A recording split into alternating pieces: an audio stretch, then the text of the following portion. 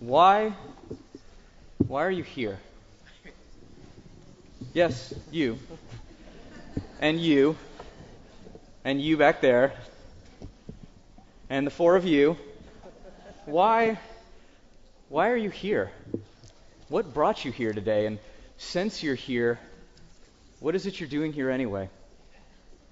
Some of you might have been asking these very same questions silently of yourself, the sort that I remember stewing with when I was a teenager during Rosh Hashanah and Yom Kippur, during these days upon days in the synagogue. Because realistically, it's not easy. It's a long day. It's days even, plural. So surely there must be a reason, right? There is. There's a reason that the four of you are here, and the two of you and the two of you are here, and that you're here as well. There's a reason for all of it. This day needs each and every one of you who is here. I mean, don't get me wrong, personally, I'm glad you're all here, but it's not even about how I feel about it. It's bigger than how I feel. It's crucial that all of you are here today. Before we get into why it's so important that all of you are here, we need to make a quick return, if you will. Yom Kippur is this day of returning and turning back, this tshuva, and there's a quick return that we're going to make together. For those of you who are in this space on Rosh Hashanah, we read a midrash, a rabbinic story from Talmud together, but I didn't finish it. I didn't tell you how it ends. So today, tune in, the exciting conclusion. To recap for those of you who are here for Rosh Hashanah, as well as those of you who are hearing this story for the first time, I'm going to go through the first half very quickly.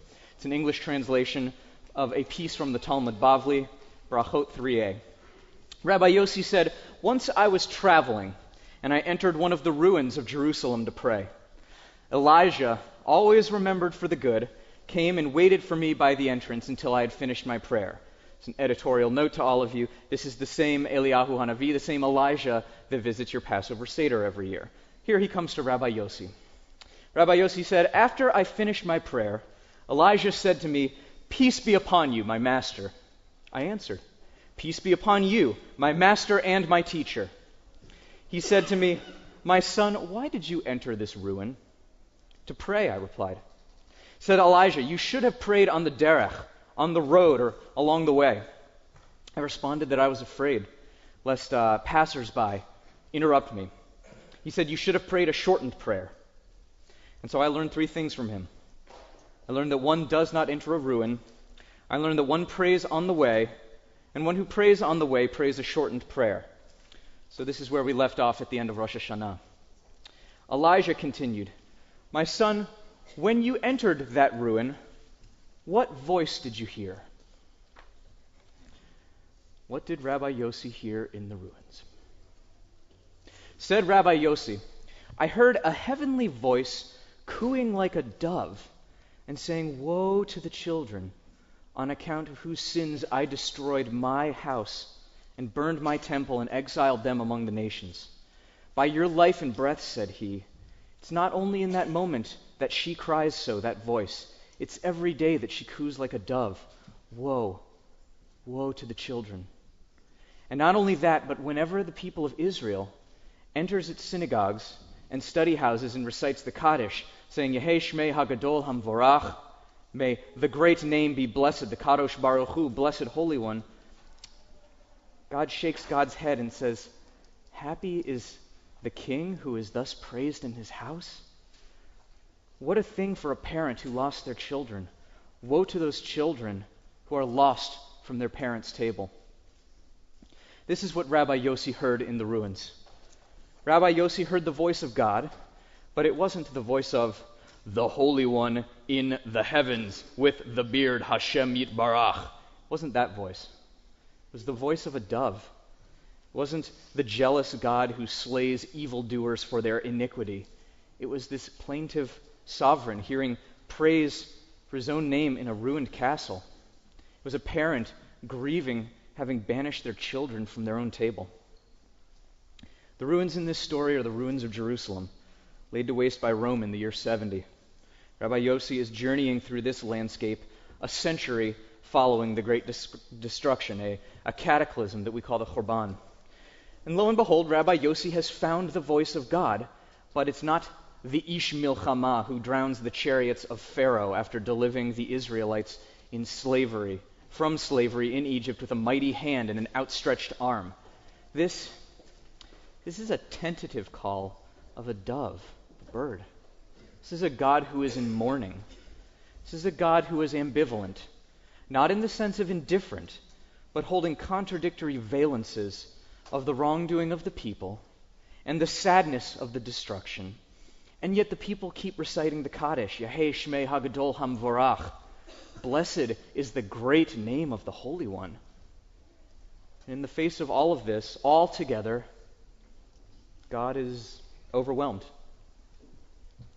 Another story about God and why it is that we're here today. This story, like the last one from Tractate Brachot, it's on 7a. It was taught, Rabbi Yishmael ben Elisha says, I once entered into the innermost part of the sanctuary of the great temple in Jerusalem to offer incense. I saw God, Akatriel Yah, crown of God, Adonai Tzevaot, the Lord of hosts, seated upon Kisei Kavod Ram Venisa, the throne of glory, most high and exalted. Now, for those of you keeping score, this was a story about 2,000 years ago when the great temple still stood. This is before all of that destruction, when the Romans leveled Jerusalem in the year 70. At this time, the great temple still stood atop the western wall, atop that retaining wall compound. The high priest, the greatest servant of God, only entered the innermost part of the temple one day of the year. That day is today. It's Yom Kippur. Furthermore, you know that name of God that we never actually pronounce? It's spelled Yud-He Vav-He, but rather than saying it aloud, we say Adonai. So this was the only time in Judaism that the high priest, one person on one day of the year, would say that name. The high priest would enter into the Kodesh HaKodeshim, the Holy of Holies, and pronounce aloud this one day the most sacred name for God.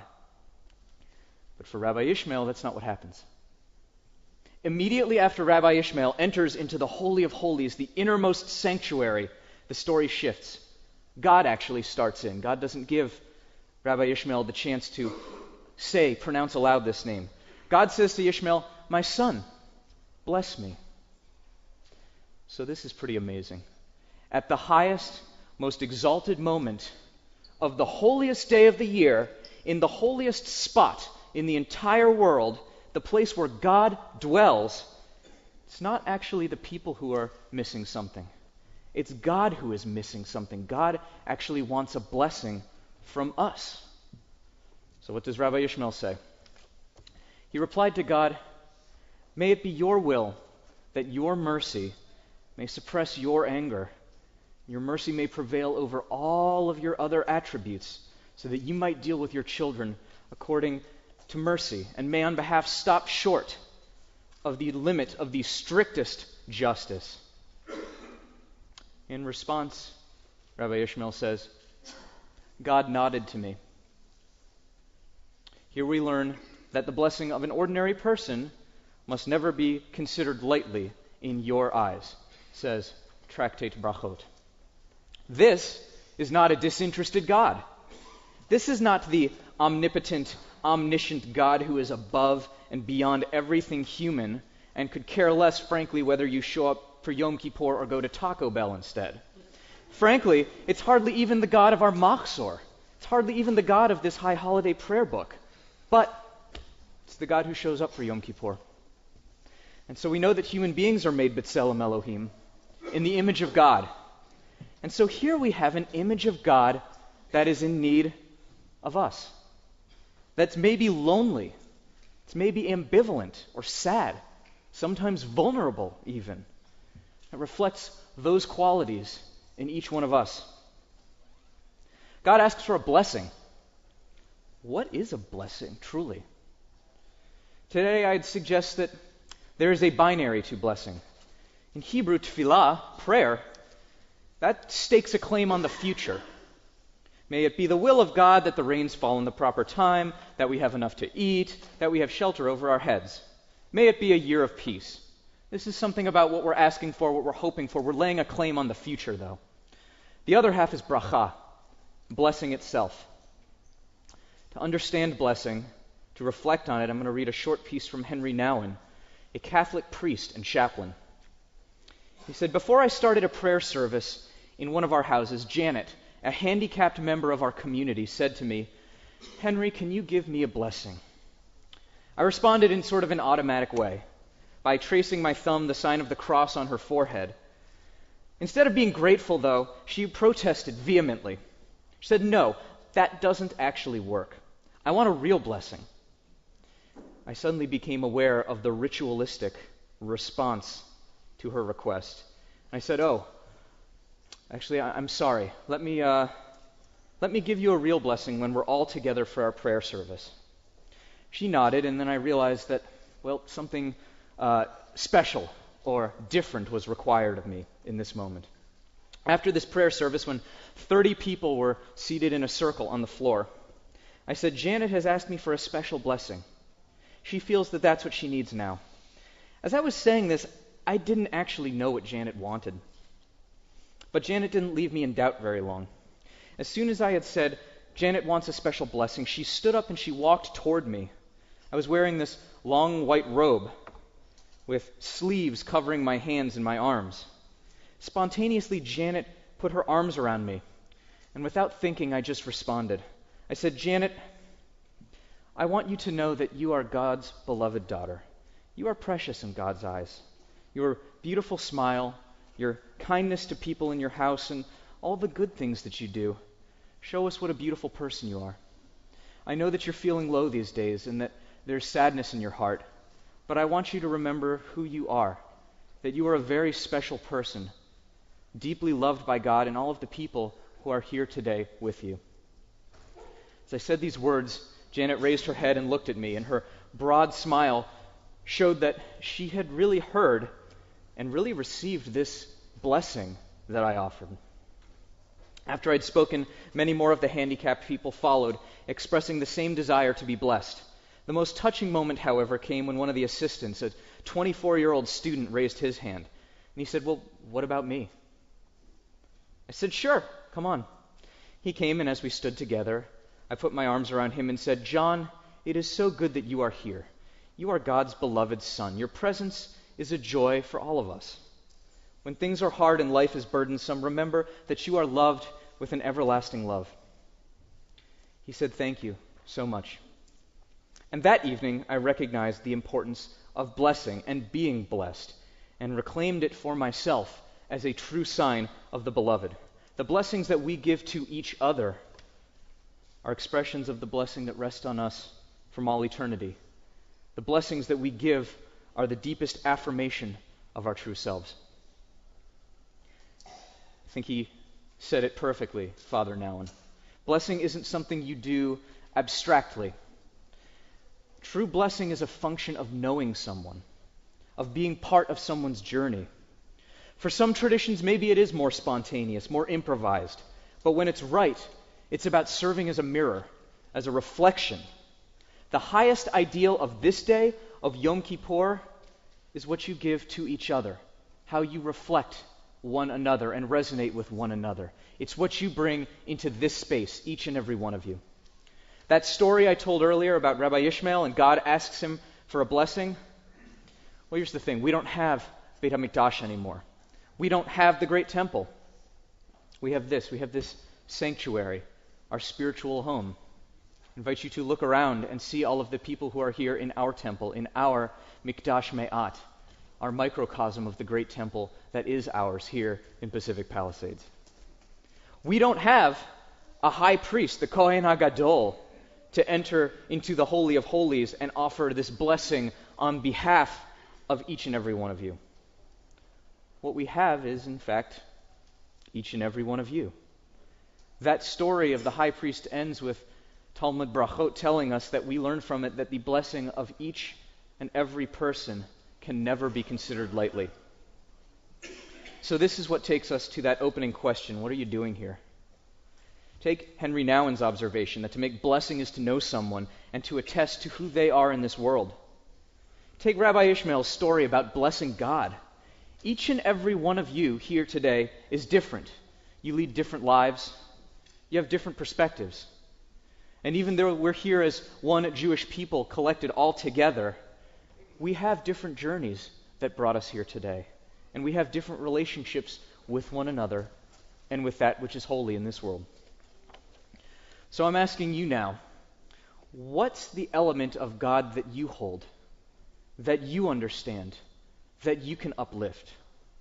Or if Akatriel Ya al Kiser Kavod Ram V'Nisa, the crown of God on the exalted throne of glory, if that's not the image you hold, think about it in Reconstructionist terms. What do you hold of holiness, of the one who brings together reality as we know it, the process that makes for salvation? Think about it in terms of justice and what is right. Take the words of Dr. Martin Luther King Jr. If the arc of the moral universe is long but bends toward justice, what do you know of the one who does that bending in the universe, inclining us toward justice? Ours is a broken world, and we need the truth of each and every one of you who are here today, who knows something about justice, about goodness, to speak that truth. What is the tshuva you're doing here today? That turning, that sacred returning to one another, to what is holy. The holy apology, that sacred forgiveness, as we seek to repair the breach that exists between one another. Interestingly, there is no bracha, there's no blessing for doing tshuva. It doesn't exist. We have a blessing for every other blessed thing in the universe, but there's no blessing for real turning and returning and tshuva. I would suggest that that's because real tshuva, real turning to one another and returning, the kind where you know the person before whom you stand and you give of yourself, that tshuva is in fact blessing. It is sacred reflection and holy offering of yourself. In all of these valences, it's up to us to offer our own blessings to Akadosh Baruch Hu, the Blessed Holy One, to holiness and justice in this world and to one another in our journeys. So each and every one of you is like Rabbi Yishmael, the Kohen HaGadol, the high priest, who is called forth to bring the blessing. When our service concludes this afternoon with Ne'ilah, we'll open the ark, we'll open the gates, the ones behind me, for each and every one of you. You are all invited to step into the Kodesh HaKodeshim, our microcosm of the Holy of Holies, to offer your blessing alongside that of your family.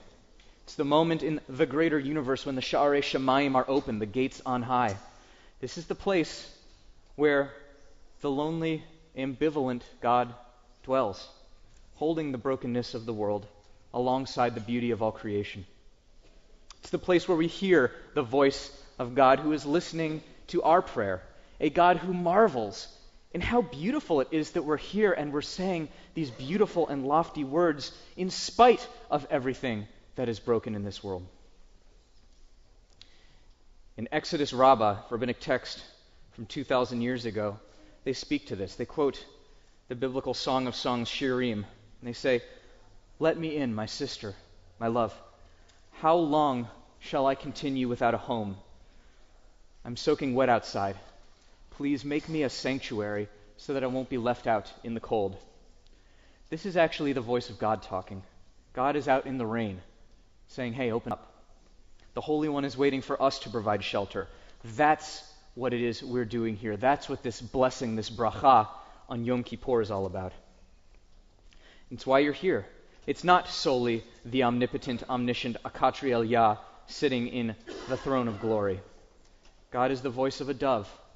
God is the ruler over a destroyed castle and the parent who is lost from their children. That's why each of us knows something about that. We know what that means to be in those places, to stand in those places ourselves, to see what's broken and what's wrong, where we could do better, where we wish we had done better. We know what it means to be kids who have not done the right thing, or to be a parent who comes down hard on a child in a way that maybe wish we hadn't done. We are meant to give blessing as a reflection of our own journeys and our own stories, encountering and holding the truth of the one we bless. So that's the heavy lifting that I keep alluding to. That's the work of today. This is the space for your heart, for your soul, for your mind. What is the blessing you have to offer the ambivalent, overwhelmed God? What is the tshuva that you will affect with those you love? And how is it you will work for justice in the coming year? What's the truth that you have to share from your story that speaks to holiness? Only you know that. It's not found in this book. It's not found in the Machzor. Each one of you holds that. It's for your authorship. It's for you to tell, and it's for you to inscribe in Sefer Chaim, the book of life. Close with the words of the Irish poet John O'Donohue. Blessed be the longing that brought you here and quickens your soul with wonder. May you have courage to listen to the voice of desire that disturbs you when you have settled for something safe. May you have the wisdom to enter generously into your own unease, to discover the new direction your longing wants you to take. May you come to accept your longing as divine urgency, and may you know the urgency with which God longs for you. Gmar Chatima Tova, a good inscription for each one of us for this year.